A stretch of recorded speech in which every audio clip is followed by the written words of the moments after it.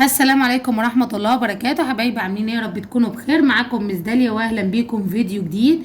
والنهارده هنتكلم على مشكلة بتواجه معظم المدرسين، وهي ان الطالب بيكون مش عايز يذاكر ولا يحل واجب ومستواه ضعيف جدا، ومع ذلك تلاقي ولي الامر يقولك ايه، انا عايز ابني يجيب الدرجة النهائية. تمام، من غير اي مذاكره ومن غير اي حاجه، بس عايز ابني يجيب الدرجه النهائيه، عايزه يطلع الاول على المدرسه، عايزه يطلع من الاوائل. طب مستواه ضعيف، يقول لك برضه انا عايزه يطلع من الاوائل. طب لو ما طلعش يبقى انت مدرس فاشل وما تعرفش تشرح والعيب فيك. تمام. فطبعا الطالب فكر ان هو ولا بيراجع دروس ولا بيحل واجب، وبيغيب دايما عن الحصص. لا، الطالب مثلا ما يحضرش حصتين يعني في الترم كله. تمام، او ان هو يجي متاخر ساعه او نص ساعه عن الحصص وهكذا. مستواه ضعيف من ساعه ما اخدته، اصلا من ساعه ما جاله هو مستواه ضعيف. تمام، وفي الاخر يجي لك قبل الامتحانات ولا حاجه، تلاقي ولي الامر يقول لك ايه، انا عايز ابني يجيب الدرجه النهائيه. طب اللي هو ازاي؟ تمام، اللي هو ازاي؟ طيب ليه بيحصل الكلام ده؟ اول حاجه تعالوا نشوف الاسباب. اول حاجه دي رغبه طبيعيه. يعني ايه رغبه طبيعيه؟ يعني طبيعي ان اي ولي امر بيكون عايز من ابنه ان هو ينجح، ودايما كل ولي امر بيتمنى انه يشوف ابنه دايما متفوق. تمام، فعشان كده ممكن يتوقع منه توقعات غير واقعية شوية. تمام، فعادي مفيش مشكلة. تاني حاجة، في ناس بتكون معتقدة ان الدرس الخصوصي، تمام، يكفي. تمام، يكفي لوحده. يعني اللي هو مش انا بودي دروس خصوصيه يبقى خلاص بيجيب الدرجه النهائيه. تمام، طالما بودي دروس خصوصيه وبدفع فلوس وهكذا يبقى خلاص لازم يجيب ابني الدرجه النهائيه من غير مذاكره حتى. امال انا بوديه درس ليه؟ برضو حاجه تانية، عدم المتابعه. يعني تلاقي ولي الامر ولا متابع ابنه في البيت ولا متابع ابنه حتى مع المدرس. يعني حتى مثلا ما يتصلش بالمدرس يقول له مثلا ابني عامل ايه معاك، ابني مثلا بيحل كويس، مثلا بيذاكر كويس، مش عارف ايه. تلاقي لا، ولي الامر ولا ياخد باله اصلا من عياله. بس في الاخر يجي يقول لك لا انا عايزه يجيب الدرجه النهائيه. تمام، وشايف دايما ان الدور كله بيكون على المدرس، وبيتجاهل تماما دور الطالب. يعني المفروض المدرس يشرح ويعمل كل حاجه، والطالب المفروض ما يذاكرش. ليه ما يذاكرش؟ عشان هو بياخد درس خصوصي. تمام. طيب، في طبعا اللي هي صعوبه الاعتراف بالمشكله. تمام، صعوبه الاعتراف بالمشكله، بمعنى ان هو بيبقى شايف ان الاسهل ان انا الوم المدرس بدل ما انا الوم الطالب، او ان انا بدل ما اشوف ان المشكله من الطالب، لا المشكله من المدرس اسهل. يعني هو الولي الامر مش بيكون قادر يكلم ابنه في البيت حرفيا. يعني بتلاقي الام مثلا مش عايزه تكلم عيالها، ولا تقول لهم مثلا ان العيب منكم، فتروح تقول لكم ايه، لا ده العيب من المدرس يا جماعه، انتوا كويسين ما تقلقوش. تمام، فتلاقي طب ما ده غلط. تمام، ما ده غلط. يعني انا دلوقتي كولية امر المفروض ان انا اشوف دور المدرس ايه، عمل الدور اللي عليه يبقى خلاص تمام. انا بقى كولية امر المفروض يبقى فيه متابعة وهكذا مع الطالب. تمام، فاعمل الدور اللي عليا. تاني حاجة بقى اشوف، تالت حاجة اشوف بقى دور الطالب، هل هو كان بيذاكر فعلا ولا لا. تمام، فما نلومش المدرس اللي عمل واجبه على اكمل وجه، والطالب اللي ما عملش اي حاجه في حياته طول الترم ده بالنسبه لك عادي وهكذا. ولا العيب بيكون من المدرس. ويعني في اولياء امور بتبقى شايفه ان الطالب، لا الطالب ما بيغلطش. الطالب مهما حصل انا بوديه دروس خصوصيه يبقى معنى كده ان هو ايه، يجيب درجه نهائيه على طول من غير حتى ما يذاكر. طيب، في ضرر. تمام، ايه الضرر اللي ممكن يحصل؟ تمام، اول حاجة الطالب مش بيتحمل المسؤولية، لا يتحمل المسؤولية. تمام، ده رقم واحد. رقم اتنين برضو القاء اللوم على غيره، بيبقى شايف برضو. تمام، ممكن نقول على غيرها. طيب ليه؟ لان هو بيبقى شايف ان مامته شالت اللوم من عليه، يبقى خلاص، يبقى انا فعلا انا كده كويس و... وفعلا لا، يبقى فعلا المدرس هو اللي غلطان. طبعا مش بيحاول اللي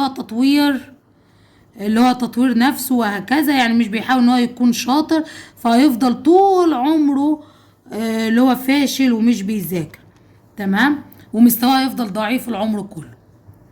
طبعا المدرس بيحس بالظلم، اللي هو ظلم المدرس وهكذا، سواء ولي الامر ظلمه او هو المدرس نفسه بيحس ان هو محبط واتظلم، وانه مجهوده راح هدر، وانه راح على الفاضي، وانه كان بيعمل مجهود على الفاضي بصراحة مع طالب فاشل وهكذا. تمام. طبعا النتائج، المستوى او النتيجة هتكون ضعيفة ويستمر المستوى الضعيف. تمام، يعني هيفضل طول عمره الولد ده ضعيف، وعمره ما هيكون شاطر في حياته. ليه؟ لان احنا ما عالجناش المشكله دي. احنا كل اللي عملناه ان احنا رمينا اللوم على غيره وخلاص، ولا عدلنا المشكله دي ولا عملنا اي حاجه. تمام. طيب في بعد كده غلطات بقى، تمام، بيعملوها المدرسين. اول حاجه بيدخل في مشاجره مع ولي الامر، يعني يقعد يزعق كده ويتعصب وهكذا، فطبعا دي حاجه غلط. تاني حاجه ان هو يوعد وعد بنتائج، تمام، غير واقعيه. يعني يبقى جاي له الطالب مثلا ضعيف جدا بيكتب اسمه بالعافيه، ومع ذلك تلاقي المدرس يقول لك ايه، عينيا والله هيجيب الدرجه النهائيه على ايديا، ما تقلقوش يا جماعه. ازاي؟ طب ما تخليك انت واقعي الاول. طب ما كده انت عشمت ولي الامر في ان هو فعلا هيجيب الدرجه النهائيه، وفي الاخر لقيت ايه؟ اللي هو ما جابش. فطبعا بالنسبه له ولي الامر انت بقيت مدرس فاشل وهكذا. تمام. طبعا ممكن يحصل اللي هو اتهام الطالب قدام الناس، يعني مثلا يبقى في الحصه ويقول لك ايه، انت طالب انت فاشل ومش عارفه ايه والكلام ده كله. بعد كده في السكوت، سكوت طوال العام، يعني بمعنى اصح ان هو المدرس تلاقيه ساكت تماما عن مستوى الطالب، ولا يشتكي ولا يقولك مثلا ما بيحلش واجب، ولا مثلا ما بيذاكرش ولا اي حاجه. وفجاه يجي ولي الامر اول ما يلاقي النتيجه وحشه جدا، اول ما يجي يتصل بالمدرس ويقول له ليه النتيجه وحشه، يقول له اصل ابنك كان مستواه وحش. طب اللي هو ازاي؟ طب ليه ما قلتليش الكلام ده من الاول؟ ليه ما عرفتنيش من الاول ان انا ابني فعلا وحش؟ تمام.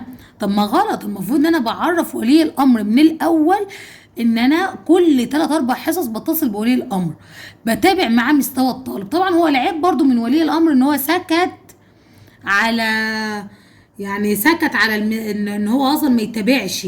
المفروض ولي الامر بعد 3-4 حصص يتصل، كل 3-4 حصص يتصل يعرف مستوى ابنه، لان المدرس ممكن ما يكونش فاضي. تمام. فالمفروض ده بيتابع وده بيتابع، المدرس بيتابع مع ولي الامر وولي الامر يتابع مع المدرس، ده المفروض الصح.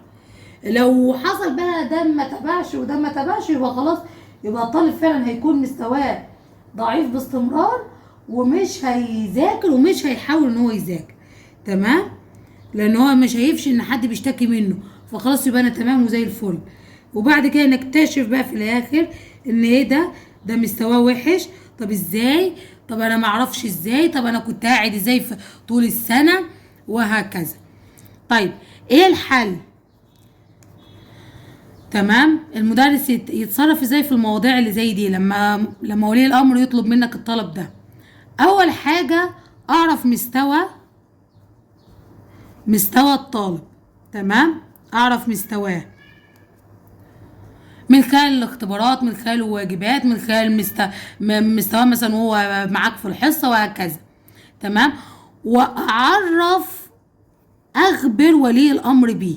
تمام، ولي الامر بمستواه برضه، يعني او كل 3-4 حصص زي ما قلت لكم، اللي هو ايه، بتصل بولي الامر بقول له والله مستوى ابنك بيتحسن بيضعف ايا كان بقى. تمام، بقدم حلول، يعني بقول له مثلا والله هو مستواه بدأ يضعف، تعال نحل المشكله دي مع بعض، بدل ما نرمي اللوم بقى مع بعض والكلام ده كله، وده يرمي اللوم على ده وده يرمي اللوم على ده. قول له لا، قول له بس شد عليه في المذاكره، خليه يراجع باستمرار وهكذا عشان يتحسن يعني مستواه.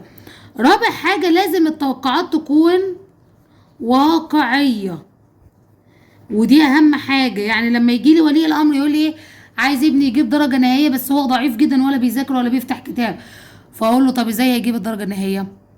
ازاي اصلا هيجيب الدرجه حلوه اصلا؟ فما تتوقعش مني درجه حلوه وهو اصلا مستواه مش كده. تمام، وهكذا. فانا لازم اوضح لولي الامر من الاول.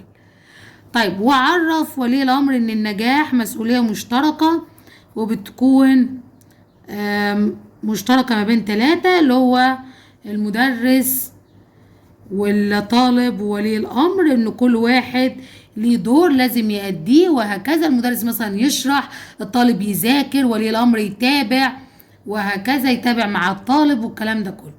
فما تحملش نفسك مسؤولية اكبر منك واكبر وفوق طاقتك. لا، انت تشوف هل مثلا الطالب ده فعلا هيقدر يجيب الدرجة النهائية ولا لا. امتى اقول ان انا عايزه اجيب درجه نهائيه؟ ده لما يبقى طالب متفوق، ده لما يكون بيطلع من الاوائل وهكذا. احنا مش سحرة، انا كمدرس انا مش ساحر عشان اخلي ابنك اللي ما بيعرفش يكتب اسمه يجيب الدرجه النهائيه. تمام، يعني انا مش عارفه ازاي اصلا ولي الامر بيطلب طلب زي ده.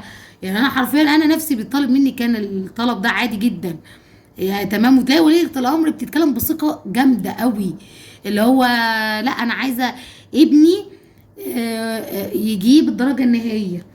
طب ابنك ده شاطر بيطلع من الاوائل؟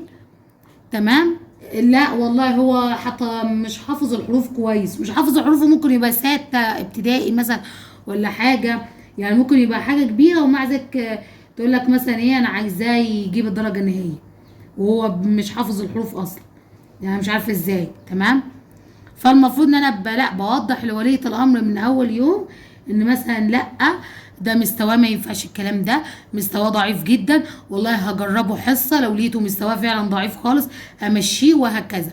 لو لقيت ان هو مستواه ضعيف والام بتتوقع حاجات عاليه جدا، ممكن ده بلاش منه تماما، ده اقول لها لا والله انا ما اقدرش مش عارفه ايه وهكذا. لكن لو مثلا يا اما اقول لها مثلا والله هجربه حصه، لقيته ماشى معايا تمام كان بها، لقيته حل الواجب وهكذا، مثلا اقول لها حصتين 3 مثلا هجربه، لقيته تمام كان بها، لقيته مش تمام خلاص همشيهولك.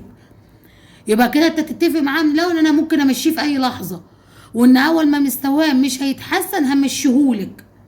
بس برضو حتى لو اتحسن برضو ما تتوقعيش الدرجه النهائيه. تمام، لان ممكن يبقى فاضل وقت قليل على الامتحانات وهكذا.